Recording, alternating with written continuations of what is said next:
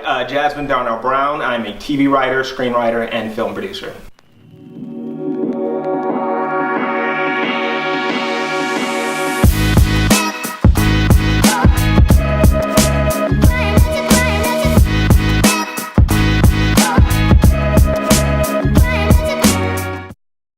I grew up in Dothan, Alabama. I don't know if you know much about it, but it's the home.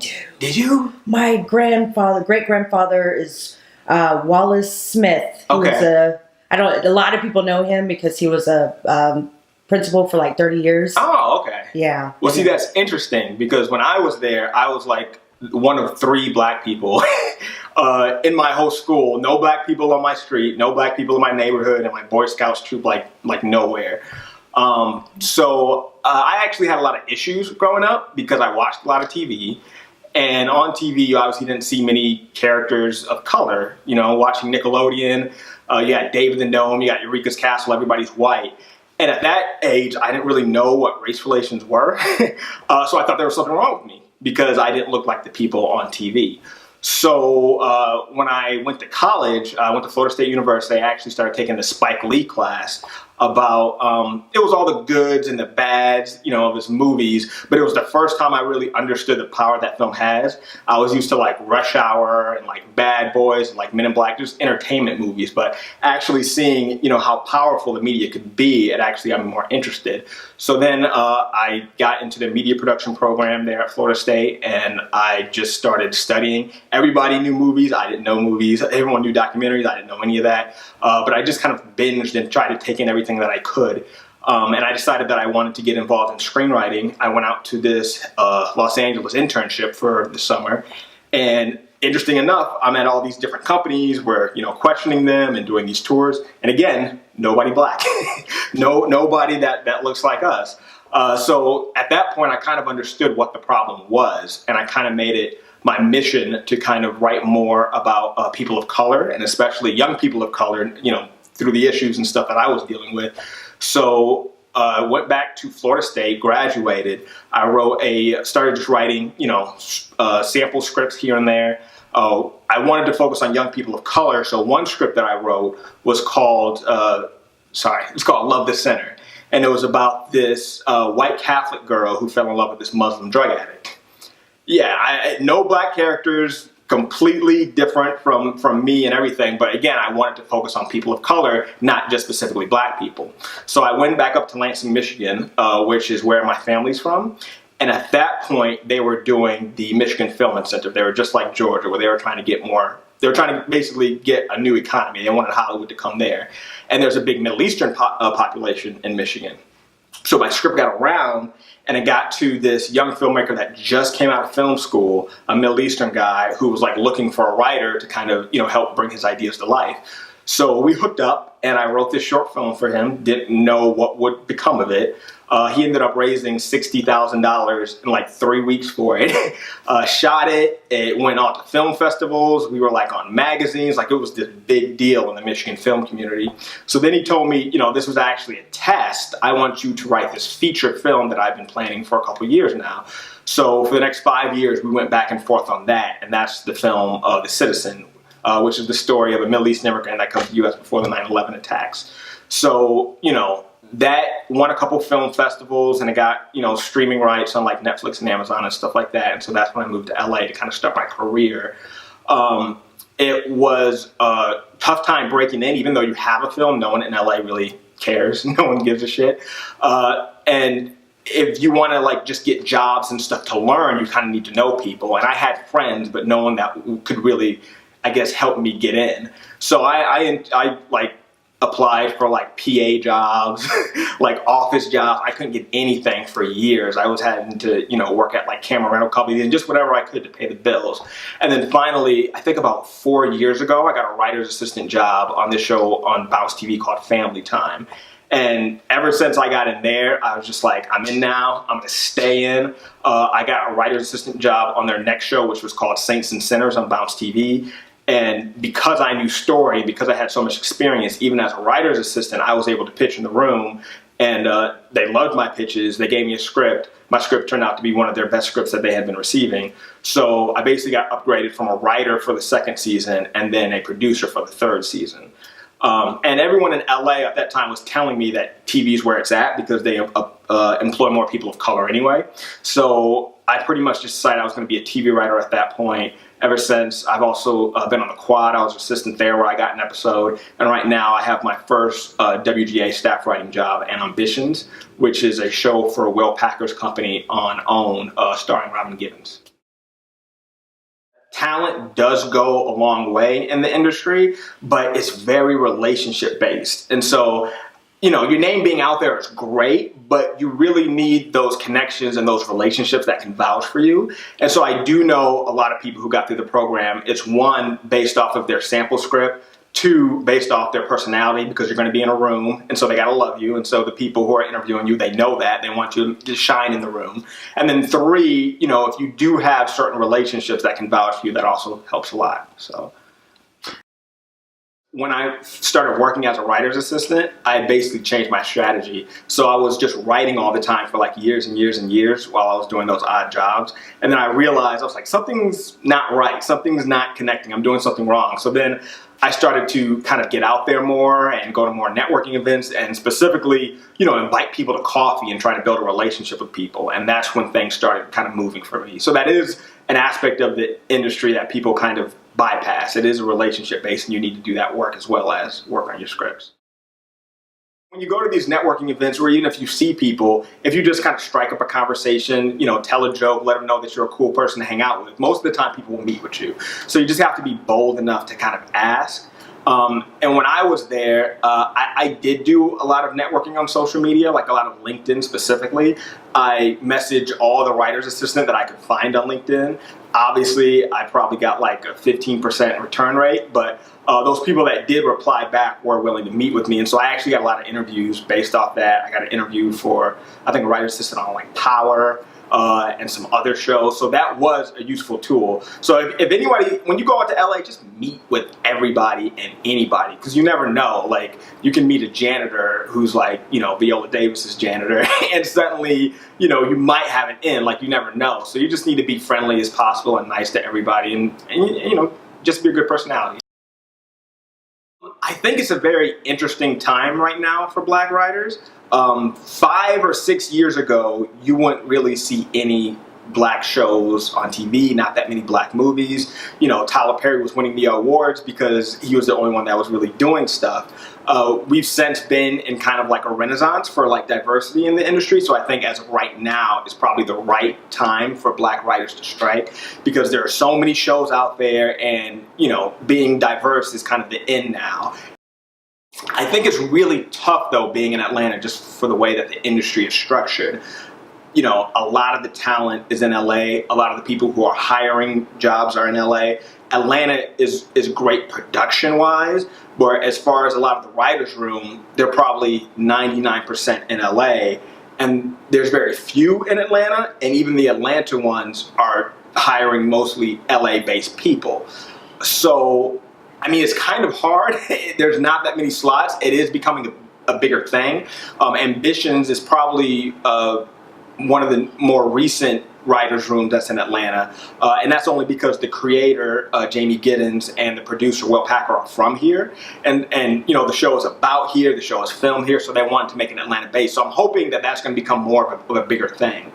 I would say for Black writers who are in Atlanta, I really think you need to, one, try and get yourself to LA a little bit more so that you can make those connections and make those relationships. But I do think there's a lot of opportunities here because it's so production heavy. What you have is you have a lot of films and a lot of TV series that are filming here. And what they have is they have cast and they have talent that are coming in from LA, you know, people who are, you know, noteworthy on a poster or noteworthy, you know, online, like they have a following. So if you're like an independent filmmaker who does their own material, I think you should strike up the relationship with those stars that are here for a couple months filming their show and try and get something done, because they always want to, you know, be the star of their own product. And I think those will probably help you get attention for your project. I learned that with The Citizen. We had like Carrie Elways and a number of big name people who could get us press. So I think taking advantage of Atlanta that way.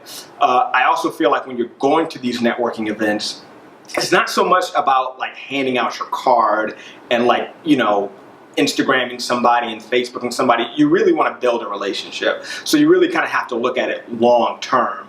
So following up with people, doing the coffee date, a year later, how's it going? Just keeping up with these people. And when I got that job as a writer's assistant, it was actually somebody I had met 3 years prior at a festival I was volunteering at. We struck it off. Didn't talk to each other for 3 years, but then one day on Facebook, he said the show he was on was looking for a writer's assistant. I asked if I could apply. I came in. He was the number 2 person on the show. So again, it's about building those relationships over time, not so much as, speed dating. When I was on Saints and Sinners, we would spend weeks going over the storyline. We would redo it over and over and over again, just trying to get it right. And we really didn't go into production until we kind of had a roadmap of where we were going. When I went to the Quad, it was a room of very established writers. Basically everyone who was writing that season had basically run a show before. So they were very experienced, and they could, churn out an episode in like 2 or 3 days. And then the next few days were spent like doing the outline, going back and forth on it before the writers went off and had 2 weeks to write it. So now I'm on Ambitions, which is a very different thing altogether. It's a 22 episode order, which is huge. And also, we're in production while we're shooting, so it's really like TV is basically like a train, right? Once it starts going, you can't stop it. And so we started in August. There were, I think, 6 of us, and then of course our support staff, which are all writers as well. And we talked a lot about the season. Jamie Giddens, he had the pilot kind of already done, and at one point he had done like a 60-page Bible, so he knew where he wanted the show to go. And so we kind of just went through the first couple of episodes that he had planned out, just kind of honing it in. And we were trying to backlog as many scripts as possible before production started. Production starts, and of course you get notes from the production company, you get notes from the network, you get notes from our executive producer, Will Packer. And so those kind of create changes. And this is something I dealt with on Saints and Sinners as well. When you're dealing with serialized storytelling, you change something in episode 2, it's a cascade. Everything after it has to change to kind of match up with that. And so that happened a lot on Saints, and it's happening a lot now on Ambitions, just because everybody wants it to make it as good as possible. So when we had that backlog, it was a lot of going back sometimes, strengthening this, changing this. Also, sometimes you have things happen to certain characters, maybe an actor has a death in the family or something goes on where they can't be there. So of course you have to do rewrites for those type of situations as well. So as of right now, we're probably like halfway through production of our season, and we're probably maybe a couple scripts ahead. But again, it's like a bullet train. So it's like every time we get done with 1 or 2 scripts, like the next 2 scripts are like due in like a week and a half. You have your different levels of writers. You have your showrunner, you have your executive producer, you have your consulting producers, and then you have your story editors, and you have your staff writer. I'm a staff writer. It's the lowest rank. So you're really just supposed to kind of chime in when you can. I have a little bit of leg up because I do have previous writer's room experience, being a writer's assistant and being a producer on Saints and Sinners. So I probably talk a lot more than the average staff writer does. But we also have a small room. So when you have a small room, there's a little bit more freedom for everybody. But our room is also great because they take ideas from everybody. Like even our assistants are like pitching constantly, and they get a lot of stuff in, and they even write scenes here and there. So if you're lucky to be in that type of room that kind of fosters that, it's great. I have heard horror stories. I've heard of rooms where the staff writers don't even get to sit at the table. I've heard of rooms where the assistants don't really get to pitch. I work in a lot of drama rooms. I heard comedy rooms are a little bit more, they're a little bit more, there's lots of arguments. There's lots of arguments. There's lots of people trying to get attention, people trying to get the funniest joke out there. I think drama rooms are probably a little bit more people getting along. That's just from my experience, but I'm sure different people have different experiences. But I would say if you ever get in a writer's room, you want to listen more than you talk, because you want to be a constructive voice in the room and kind of go where the flow is going. If someone pitches something, and even if I don't like it, I'll just kind of try to pitch on top of it just to see where it goes, because you never know. The industry is hungry for people who have a very specific voice, who stand out from the crowd.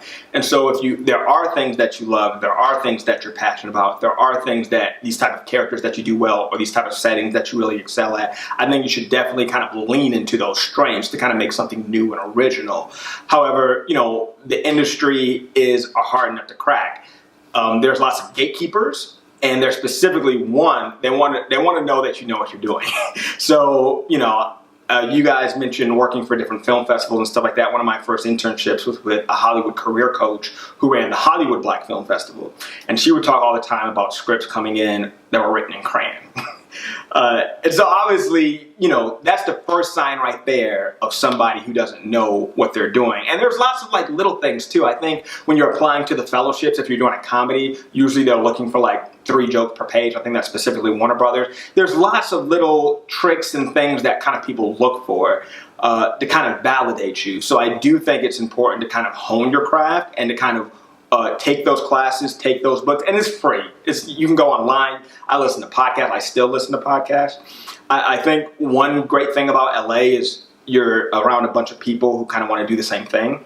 And so one of the first things I did was I got involved in a writer's group. And I was in that writer's group for probably 2 or 3 years, splintered off, did my own writer's group. That writer's group still goes on today. And we meet every 2 weeks. Somebody presents a script. We all, critique it. They go through, they change it. Just that type of daily activity of honing your craft, taking notes, addressing those notes. That is probably one of the most helpful things that I've done that's kind of helped my career, because even now I take those skills in the writer's room when it's time to get notes on a script. So, you always want to be working on your craft. Definitely lean into your talent and the things that you love, but you really need to focus to make sure that you're kind of have the right things in your script and that it's kind of structured the right way. If you want to make it in the industry, if you want to do your own independent thing, that's a whole different story. But if you want to make it in LA, you need to know the rules.